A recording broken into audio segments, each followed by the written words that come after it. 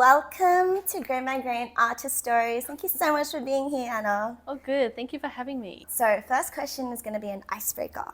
Okay. So, the question is, between rice, noodles, and bread, what would you kill, kiss, and marry? Kill, kiss, and marry. Okay. Yes. Rice, noodles, and bread. Yes.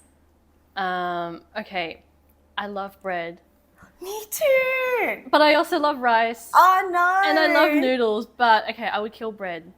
Okay. I'm sorry. Wait, you would kill bread even though you love bread? I know, Just I love out all the three of them. I love all three of them. Okay. But just because I would kill bread doesn't mean, it doesn't mean there's any hard feelings. That's fair. And I would kiss rice. Okay. So noodles is the winner. I would marry noodles. Oh my yes, I gosh. can't live without noodles. Wow. What's your favorite noodles? What do you like eating? If I had to pick one noodle dish, Mm. it would be like Chinese style jjajangmian. Yum. Okay. Like the ones with the minced pork. The minced pork. Yes. Oh my gosh. Do you make noodles often? Like for dinner and stuff? Lunch? Yeah. I like to make them kind of because they come together really quickly. That's true. Yeah, and there's That's so true. many different types, so it's just so good. All right. We're going to get straight into it. Mm-hmm. Tell me about your artist journey. Okay, so I got started because my grandparents made the mistake of buying me like a set of crayons when I was literally like 2 or 3 years old. Oh my gosh. And I went through all of the paper we had at home, and then I went on to scribbling on the walls. And then because I was a literal toddler, when I drew on all of the parts of the wall that I could reach, I would get onto the bed, get onto a chair, and then continue drawing. Oh my gosh. Artists from such a young age. That's Yeah. so cute. Yeah, I think it's very hard to pinpoint a point where I can say like this is where I started doing art, because Yeah. I think for a lot of people, like creating things and doing art is something that you've enjoyed your entire life. Yes. Yeah. But yeah, I've always loved doing it ever since I was a toddler. Yeah. Okay. And then like, did you, I don't know, get put into art school after that, or like? Not necessarily. So my grandpa used to buy me these like Disney magazines, and I would get paper and like trace over the pictures of the Disney princesses. So when I went to school, I guess my teachers kind of realized that I was quite, what's the word, like dexterous? Talented? Not talented, but dexterous, because I Yes. spent so much of my like toddlerhood, infanthood holding a pencil already. Yes. Because you know how when you go to school, they spend a couple of years trying to teaching you how to write and hold a pencil. Yes. So when I got to school, they noticed that like I already knew how to hold a pencil and stuff. Yeah. So like it kind of became the identity that people gave to me at school. The Yeah. teachers kind of knew me as that kid who likes to draw, and all of my classmates and friends knew me as that kid as well. Yeah. So yeah, it kind of Yeah. Okay. I kind of got that identity pretty early on. Yeah. And like I just liked it. So then how did Annadotpng start? So Annadotpng is not my first art account. Oh, okay. I had a couple of other art accounts before that I ran in, I think primary school. I started doing something. You started social media in primary school. No, not social media. So the first time I started posting my art online was on gaming forums. That's so cool. Yeah, so Okay. I played this MMO when I was in primary school. Yeah. And I went onto the forums, and there was a section where people would post their fan art of the game. And I really loved seeing people's drawings, so it inspired me to do the same, and I posted my art on those forums. Wow. Yeah, and over time, so after that, I found DeviantArt Yes. in like 2010, 2011. Yes. So I started posting my drawings on DeviantArt. Mm. And then throughout that journey, like I was also on a couple of other gaming forums doing art there. And then it was only, I think in about 2016-ish, Yes. that I moved over and started posting on Instagram. Oh, okay. Oh, cool. And how did you get the name Anna.png? Was that the first name that you chose when you started No, Instagram? it wasn't. Before, I kind of had random sounding names, but this one I wanted one with my actual name in it. Yeah. So I was looking for ways to incorporate my name into kind of a username. Yeah. And I saw another username by someone else randomly that was like their name .mp3, because it was a music account. So that inspired me to do like an image format. Oh, okay. Yeah. That's so cool. So how has your journey been like ever since you started your Instagram account for Anna.png? Because that would have been like 8 years ago now. I started Annadotpng, I think it was in 2021. Oh, 2021. Okay. So 3 years ago. Yeah, I 3, think 4 late. years ago. Yeah, something like that. Yeah. Yeah, or was there something specific that you wanted me to talk about? I guess like just how have you been finding it? Like were there any challenges that you found or like what has that process been like for you? Yeah. The process has been good. Obviously I like being a part of the online art community. Yeah. That's why I've been doing it for like most of my life. Yeah. Yeah. I think the challenge for me is having limited time. So with my limited time, I can produce limited artwork. I don't have like a never ending supply of artwork to be posting. And Yeah. especially when you're starting out where you don't really have much of an audience, you know that only like 30 people at max are going to see this artwork. Yeah. So sometimes it felt kind of discouraging to know that you've put all this time and effort into artwork Yeah. only for like a handful of people to see it. Yeah. Yeah. To be honest, like that's still something that I feel like something. Really? Yeah. Oh, but like you have like over 70K followers now. Yeah, but like in my brain, I feel like it's very hard to comprehend. Yeah. Yeah, I can only like comprehend the number of people I can see. Yes. If I can picture 10 people, okay, that's 10 people. Yeah. I can't picture more than 10 people. So it's Yeah. like, that's what it feels like. Oh, okay. That's crazy. Yeah. So like you've managed to build up 70K followers in like a short amount of like 3 years. Like was there anything that you think you did in particular? Like how did you manage to build that many followers, you reckon? Let me have a think. It is luck. Like I will just say it Okay. outright. It is like you need your pieces to get picked up by the whims of the algorithm. Yes. But before Anna.png, on my other art accounts, I think the highest number of followers I had hit was only about like 500. Okay. Yeah. And when I switched to Anna.png, I also switched up my art style because before I was doing kind of more like anime style portraits, character artwork. And then with my new art style, I was doing more something that was more broad. Because it was more broad, it was also more broadly appealing. So I was hitting more like a wider audience. Yes, that makes sense. Yeah. And there's definitely something in it. Like I say, it's just luck. But to be honest, when I when I finish a piece of artwork, I kind of have a general intuition as to how it's going to perform on social media. Oh, okay. Yeah. That's not always the case. I think like probably 4 out of 5 times, like it's accurate as to how Okay. I feel it's going to perform, and 1 out of 5 times it's going to surprise me either because it does better than I think or it does worse than I think. Oh, okay. Yeah. So there is definitely, I think over time, as you start posting more and you get a feel for what happens, you will develop a sort of intuition as to how your post is going to perform. And if your goal is to grow your follower count, Yeah. you will be able to kind of like identify which areas you need to highlight in your artwork. Okay. So like what do you think you highlight in yours? For me, it's the color. Color. The color and the composition. Okay. To be very specific, like I find that when I post artwork, anything that has a kind of light background and a strong kind of line art silhouette in the center tends to do better than average. Can you show me an example? Oh wait, your phone's filming. My Never phone mind. is filming. I'm so sorry. Yeah, you It's can show me an okay. example after. Oh, wait, maybe I can find it on here. Hang on. Yeah. Okay, so this one... Sorry, my scroll's the Oh. other way. No. Your scroll is normal. I'm the one who has the inverted no. scroll. This one, I knew this, like as soon as I finished the line art for this piece, before I had done any shading or any coloring, just by how strong the shapes were, I knew that this was going to perform well. Interesting. Okay. What about like this one? Because to me, this one was like, wow. Like, how did this one go? I really liked painting this one. I really liked the process for it, and I liked the way it came out, but I knew it wasn't going to do as well because it didn't have that kind of cartoonish composition. The pieces that do the best on my page are the ones that are kind of like a subject matter on a flat background and some kind of like cartoonish elements around it, Wow. as opposed to the full-on compositions. That's so interesting. Because to me, I'm looking at this and I'm like, wow, this is amazing. Thank What you. about like this one? This one was more popular than I expected, especially in person. Yeah, I think it printed really well. The colours when Yeah. it came out on paper, yeah, it had like kind of like nostalgic feel to it that didn't really translate on the screen. Oh, okay, gotcha. I really like how you laid it out like graphically. Oh, thank you. Yeah, so interesting. How have you developed your style? Yeah, I feel like your art, it's actually like technically quite, like it's very good. So did you have any Thank you. training at all, or was this all self-taught?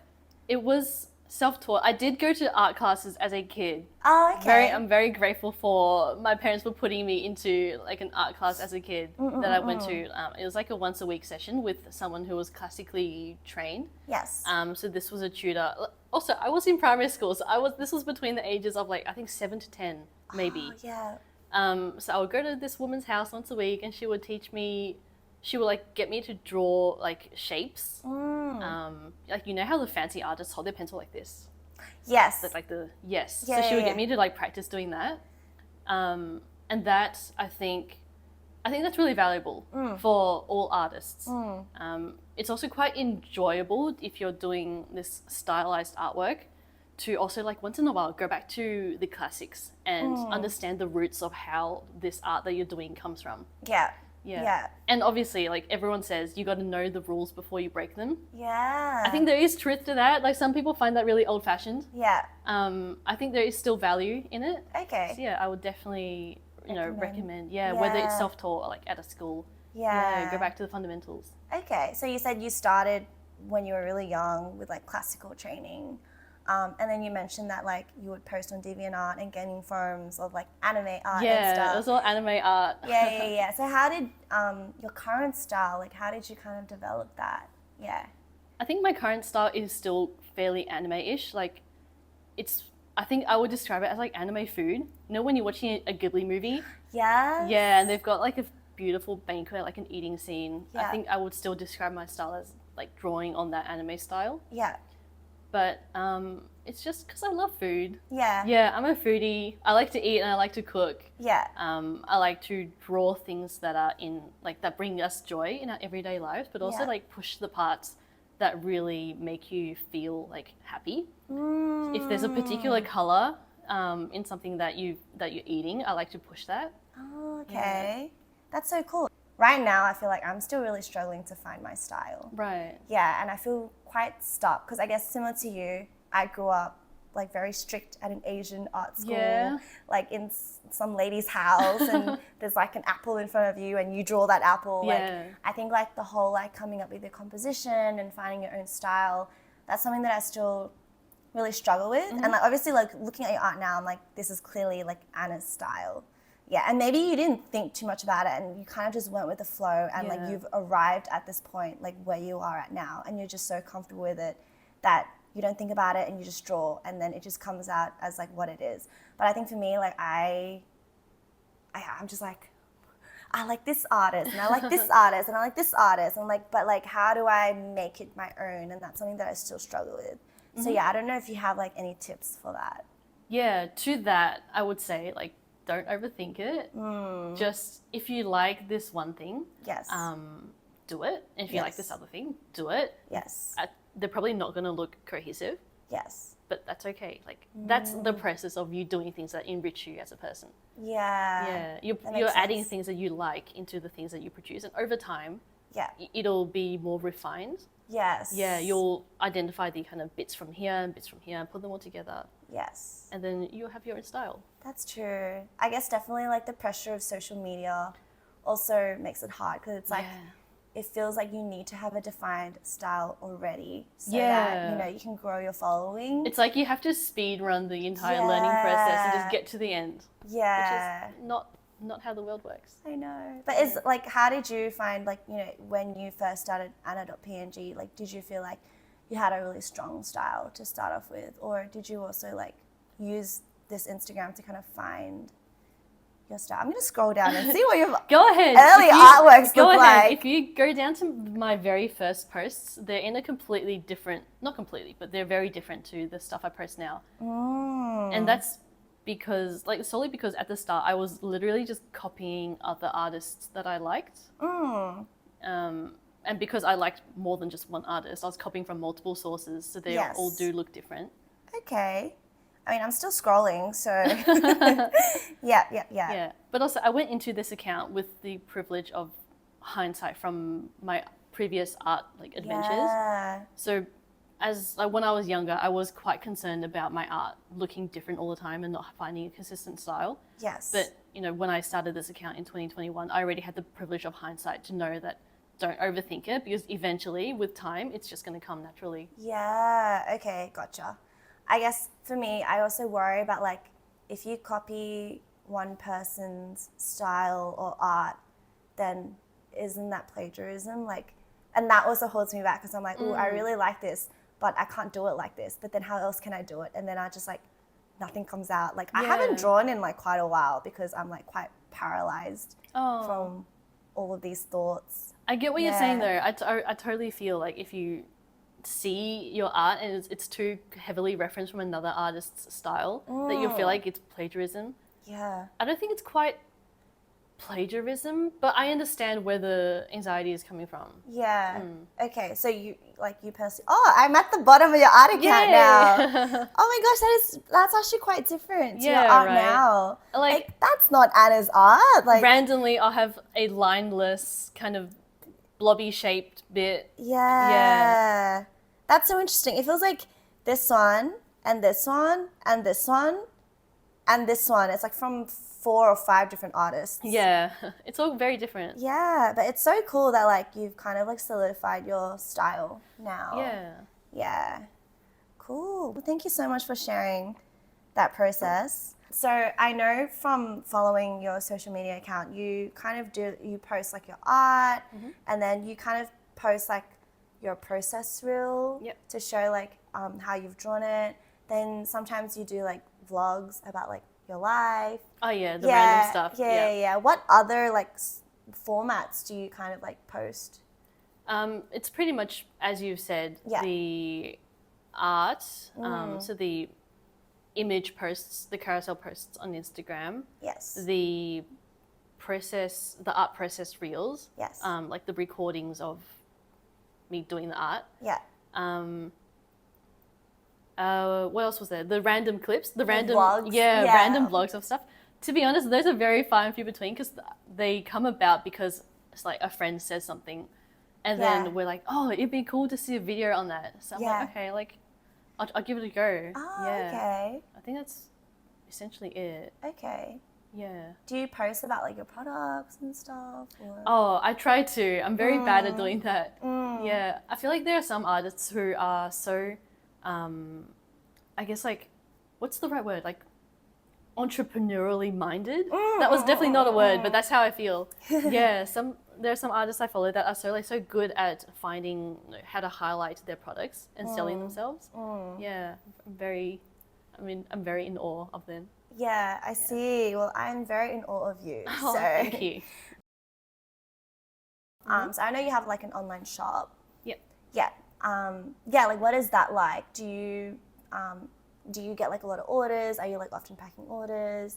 What is it like having an online shop? It's all right. Right now, my shop is hosted on like my own domain. I used to sell on Etsy. So because when you list on Etsy, you have Etsy's like audience already there for you. They're on that marketplace. So you always have a stream of eyes looking at your stuff. So when I was selling there, I was getting orders pretty consistently every single week. Okay. I would dedicate like one afternoon to packing them and sending them out. But now on my own domain, because now you're responsible for driving all of the traffic to your shop. Yes. If there's any time where I'm not active on social media, then the traffic just drops off. Oh, okay. Yeah, so in a way, it is good because it very naturally follows your busyness. So any time where you are busier in real life and you don't have time to go online, then the orders will naturally kind of dip. Yeah. Yeah, and the times when you do have time to dedicate to your online business, then they'll kind of ramp up again. Oh, and is your shop open like 24/7 usually? No, it's open for the time that I do have capacity to be doing it, but anytime something busy comes up, then I will just close off the shop. Yes. Yeah. How like long would you say in a week would you spend like packing orders and stuff? Just like one afternoon in a week is enough for me. Okay. Yeah. Okay, that makes sense. Yeah, usually it'll be like a Friday after work. Yeah. You have your online shop, Mm-hmm. and I also know you do markets Yeah. as well. How did you get into markets? Like, when did you start? So my very first market was Mellow Art Market, the very first one in QV, Melbourne. Was that like the Christmas one? I think it was No, before that. Before that it was one. in September. It must have been 2022. I feel like Yes. September Yes, 2022. it would be. That was your first time. Yeah, Oh my it gosh, was. I can't believe that. Yeah, so Mellow is run by Ali and Cindy. And then before the very first one, I got a message from Ali on Instagram and she said, like, we're looking to set up a market. Like, would you be interested? Oh, Yeah. they did that. I Yeah, didn't and I was realize. like, hell yeah, I would. Yeah. Yeah, that's so fun. Oh, cool. And so did you have your shop open before that, or did you open the shop after that? Yeah, I had my Etsy store open Oh, okay. doing that. Yeah.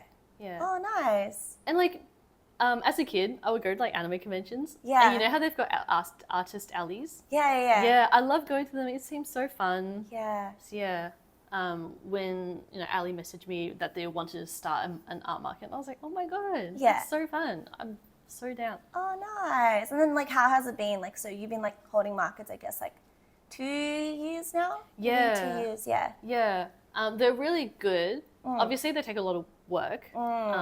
They are like they do require a lot of your time to get prepped. But I think like if I weren't at markets, if I didn't go to markets, I wouldn't have met all of these people in the art community Yeah, and made that's all so these true. connections.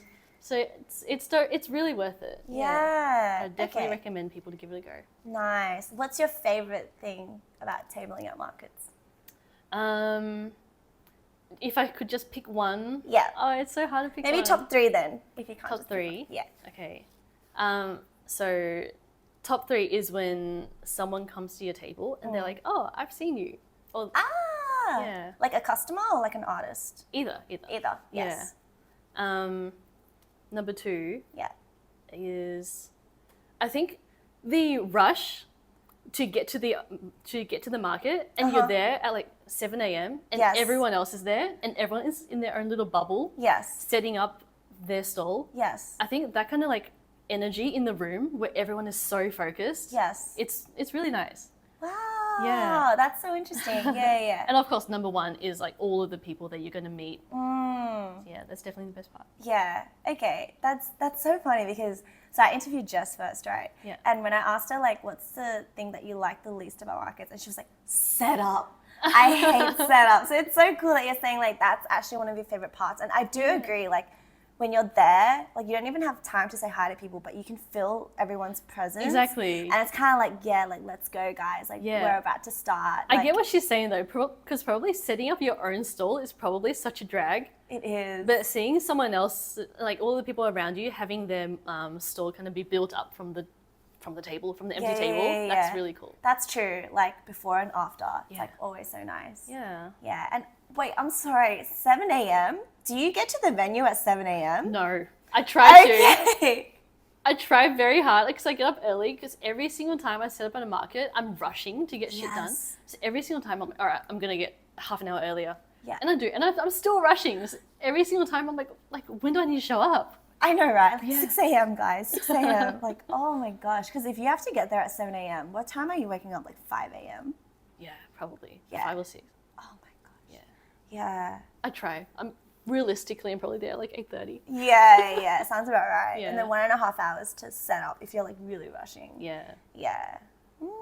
Okay, so is there anything that you don't like about like markets? Not to say that I dislike it, but the weeks leading up to a market is always a struggle. It is. Especially if you make your products at home instead of like getting them manufactured elsewhere. Yes. Because especially if you work a full-time job, if you work 9 to 5, and then you come home and you're immediately working from like 5 to 10 every single day in preparation for the market, like that's really rough. Okay, so how far would you say you normally prepare beforehand? The time has gradually gotten shorter as I've like kind of optimized my market setup. Yes. Yeah. Now I would say 1 month in advance. Okay. Yeah, I would even start doing the prep. Yeah. Yeah. So you mentioned your 9 to 5 job. Yes. What do you do for your 9 to 5 job? So I work full time in the field of digital accessibility, which, to kind of put it shortly, the field is all about any digital touch points like websites or apps or whatever. Yes. They need to be accessed by more than just like sighted and able-bodied people. Yes. So in my job, I look at websites, apps, things like that. Yes. And I assess them to see like how they can be improved so that, for example, like a blind person can use the website.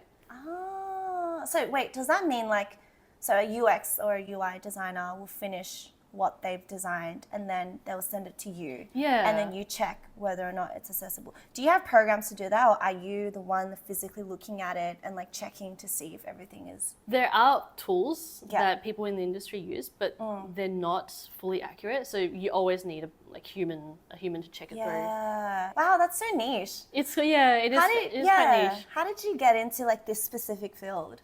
So I got into it at my previous role as a UX designer. Yes. Actually, so I was technically on paper a UX designer in that role, but I was also doing front end development, just because that was the nature of the team. Everyone does a bit of everything. I'm sorry, what? So were you like coding? and Yeah, stuff? yeah. I was coding websites. That is so cool. You are a gun. Oh my gosh. You can totally start your own business in the future. And We'll then see. just design everything and then code everything. I think you need like that entrepreneurial mindset. I believe in you. But yes, I was doing that, and Yes. then at the time in the organization, there was one person responsible for checking for accessibility, and we were pushing out all of these products, and that person was like, "This is so much work. Like, one person is not enough to be checking that we're doing the right thing on these websites." Yeah. So it was quite, I guess, serendipitous, because one day I just so happened to be free, Yeah. and then I was like, "Okay, like." I'll help you out. Teach me what needs to be done, and I'll help you today Yes. to do these accessibility audits. Yes. And I ended up really enjoying the work. Yeah. Yeah, because that's the kind of work that really has an impact on people. Yeah. Yeah, and when you're doing work that has an impact, like it's just very motivating. It's very rewarding. It gives you kind of something to look forward to. Oh, that's so lovely. And so I know you actually used to live in Melbourne, Yep. and like you moved to Sydney for Yes. your new job. How has it been?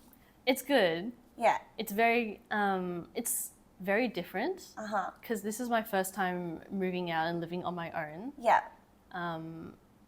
Yeah, I was in a stage in Melbourne where I needed something new. Yes. I was doing the same thing. I was working, I've been working in the same company for a fair few years, Yeah. kind of in the same area, doing the same thing. So I was just feeling like I might as well like do some weird shit, like do some dumb shit in my 20s, Yeah. Yeah. Perfect time to do it. Exactly. Not that this is dumb shit though. Not that this is dumb This is shit. like really courageous and brave and But like it was, this is the perfect time in your life, I think, to go out and do Yes. something new and try something new. yes. So when I was offered this opportunity to come here for a job, Yeah. it's like this is the perfect excuse for me to get out there and then do more stuff and Yeah. see the world. Wow. And how long have you been in Sydney now? 4 months. Oh, it's only been 4 months. Yeah. Oh, wait, I feel like it was been longer. No, I moved here in July. Wow. I know, time flies. Yeah, that's so crazy. How have you found living in Sydney? It's good. Sydney's a nice place. Yeah. Yeah. Compared to Melbourne? I like both cities. Yeah. There's good parts and there's bad parts of both. So Yeah. in the end, they kind of even out. Yeah. But just the being in a new space, I feel like a new character. What do you mean by that? Because when you're in the same space, like the same environment that you've been in a long time, you kind of build up an idea of who you are. So Yes. you don't do things where you think, oh, I'm not going to do that because that's not something I would do. Yeah. But when you're in a new place, like, that just completely goes away. And you kind of feel like a new character. You go and do things that you wanted to do in the past, but maybe Yeah. like something was holding you back. Yeah. So it's been really great to kind of like get out of my comfort zone and try new things. That's so cool. What are some of the new things that you have tried? So something I definitely wouldn't have done in Melbourne is meet up with more people, just like strangers from Instagram. Yes. so recently I came across like a creator who was saying like, oh, I've just moved here from overseas. I don't know anyone. Does anyone want to start like a friend club? And then I think in Melbourne, I wouldn't have stopped to message that person and be like, yeah, like I've also just moved here. I really want to meet new people. Like let's go out and like do stuff. Yeah. Because I'm quite introverted. Like Yeah. I like to stay at home. Yeah. But yeah, just in a new place. Like it's really great to be making new connections. That's so cool. Wow, now I'm so inspired. Like maybe I should go to a new Yeah, place. it's fun. Maybe I'll go to Melbourne. Like. Oh. And like you mentioned before, like your boyfriend's back in Melbourne, right? Yeah. So you guys have been doing long distance for the past 4 months. Yeah, but it's really not that long of a distance. You know, Sydney and Melbourne, they're so close. It's only an hour-ish flight. Yeah. Yeah, and it's so easy to travel between the two cities. Like it's Oh, really, okay. Oh, that's nice. So going back to your art and your art account and the things that you do, I noticed that another thing that you do is Patreon as well. Is that Oh, correct? yes. Yeah. Yeah, like tell me more about that. How does that work?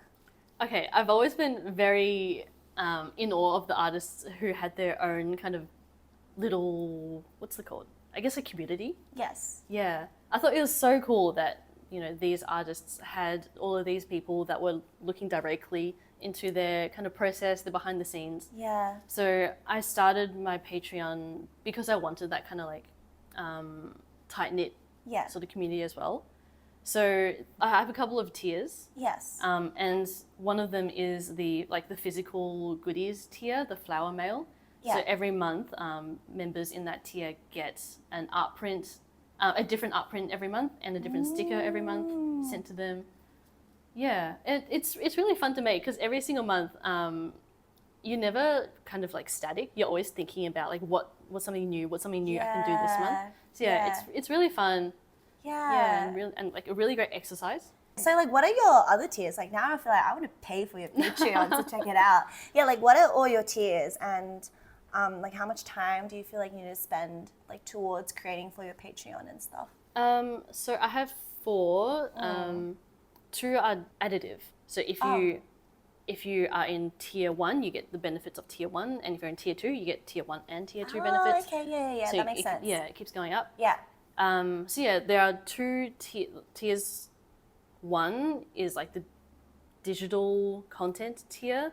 Okay. So I post like behind the scenes content, high like and full resolution artwork. Because you know how on Instagram you can only post a set resolution. And you're probably on your phone when you're browsing Instagram, so it's very small. They also compress it, so it's not the highest resolution. Yeah. Yep. So on Patreon, I've actually started doing this for every member. So there's also free members.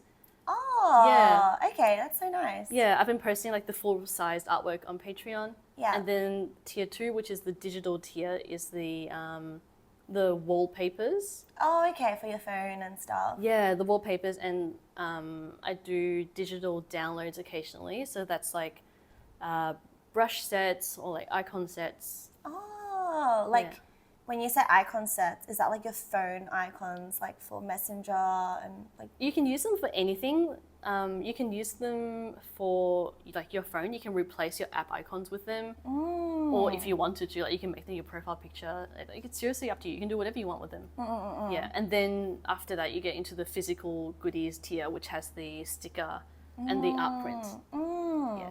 So I don't want to make this sound like an ad.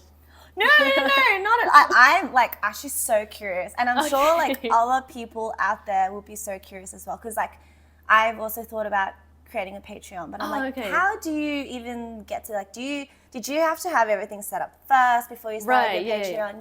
Yeah, I'll talk about that because I don't want to feel like I'm just like preaching. It's no, not at all. Yeah. But one of the things that gave me a bit of anxiety at the start was obviously like I was scared that no one was going to sign up. Yeah. I think everyone is worried about that, right? Yeah. And for some reason I was also telling myself like, oh, when I hit like 5,000 followers, like maybe I'll do a Patreon. And then like you keep moving the goalposts. Like, when I hit 10,000 followers, I'll do a Patreon. Yes. When I hit 30,000, I'll do a Patreon. Yeah. It literally doesn't matter. Okay. That's what I've learned. Yes. because you have the number that's on your account that shows the world how many people are following you. Yeah. And then you have the actual number of engaged people Yes. that's following you. Yes. And that second number is invisible. Yes. Only you have an idea of what that number is. Yes. So you should be going off of that second number. Like, ignore that first number. It's more important to kind of engage a small group of people that's your audience than it is to care about like what it says on your account. Right before you started your Patreon, did you already like have all of these stuff set up? Like you talked about icons and like your digital stuff. Like, did you have them all created already before like you started? Like, how did that process work? I had the first 2 months worth of content ready to go. Yes. Just so I can ease myself into the process. Yeah. And then, now I create things like 4 to 3 weeks in advance. Yes. Just because I've gotten into the rhythm of things and I know roughly how long things are going to take me. But yeah, if you're just starting out, then I definitely do recommend like creating all of your things in advance so you're not rushing, you're not scrambling. How much do you make from Patreon? Month to month, on average, I think $250. Yeah. Okay.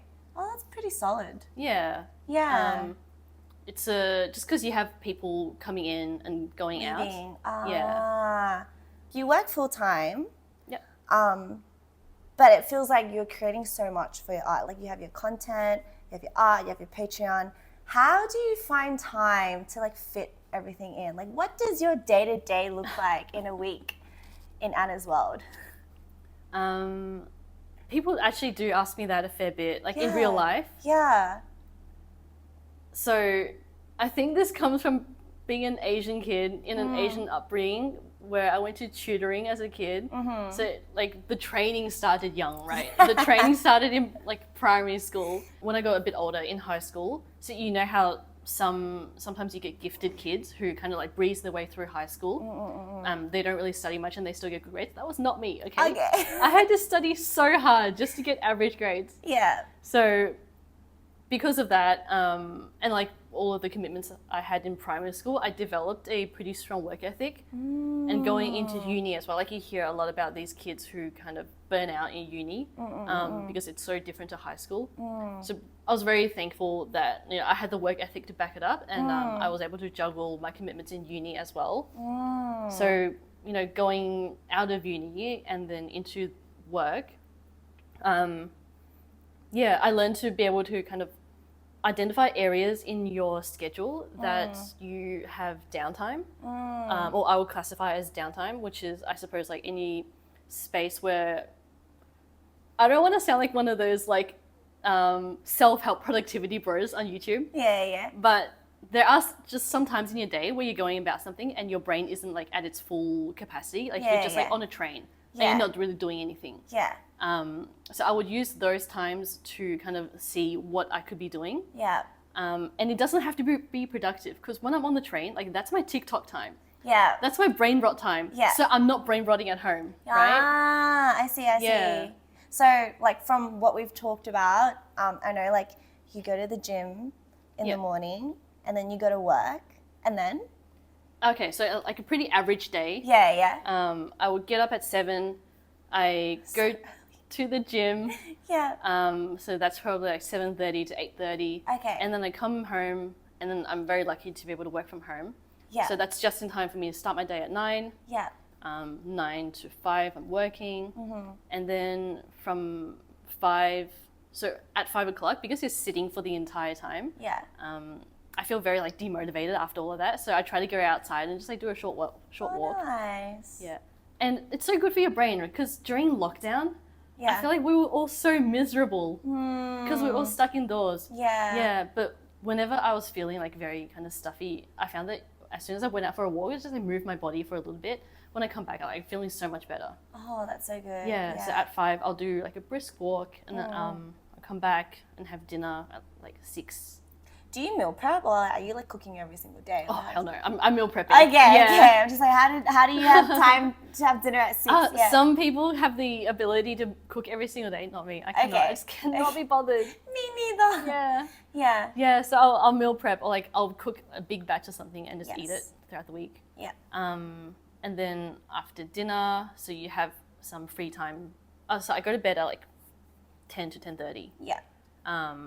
So I've probably got like 4 hours in between dinner and bedtime to just like do whatever. Yeah. Yeah. And sometimes I'll be doing art. Sometimes I just like don't have the energy to. That's okay. Okay. Yeah, because that was another question I was going to ask. Like sometimes after work, I'm just so tired. Yeah. Like, physically and mentally, I'm like, I have the capacity to do nothing. Like, yeah, exactly. Yeah. Okay. So Yeah. sometimes you just do nothing, but sometimes you're drawing. Exactly. Yeah. I try to kind of like do something. So if it's not creating artwork, it's like replying to comments on Instagram or maybe like planning my posts. But like also sometimes you just don't have the capacity to do anything, and that's okay. Yeah. So what do you do on the weekends then? I don't even know what I do on the weekends. Well, you're here today with me. Yeah, I'm here today. I'm here with Siobhan today. Yeah. I think on the weekends, on Sundays at least, that's kind of my life admin day. So I'll do all of my cleaning, like cleaning around the apartment. I'll do the grocery shopping and the meal prepping. Yeah. Yeah, like my weekends are pretty unstructured. Okay. Because I think while it's good to have a structured weekday, because my weekdays are fairly structured. Yes. It's also very good for my mental health to also have a few days where like no thinking, just vibes, do whatever you want. Yeah. So it's finding that balance. Yeah, that's so fair.